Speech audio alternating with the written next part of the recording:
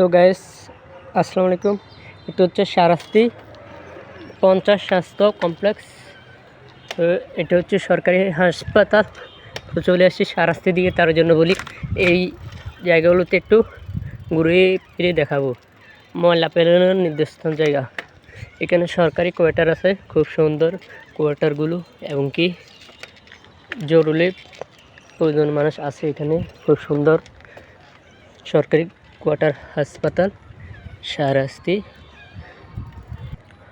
50 স্বাস্থ্য বিশিষ্ট উপজেলা স্বাস্থ্য কমপ্লেক্স শাহরাস্তি চাঁদপুর।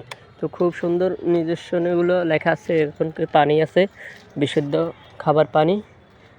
এছাড়াও এখানকার যে সৌন্দর্য অন্যান্য, খুব সুন্দর একটা জায়গায় শাহরাস্তি। সবাই আসবেন, যাদের অসুস্থ আপনারা আসতে পারেন। তো আমি চলে আসছি ঘুরে ফেরার জন্য। সবাই ভালো থাকবেন, আল্লাহ হাফেজ।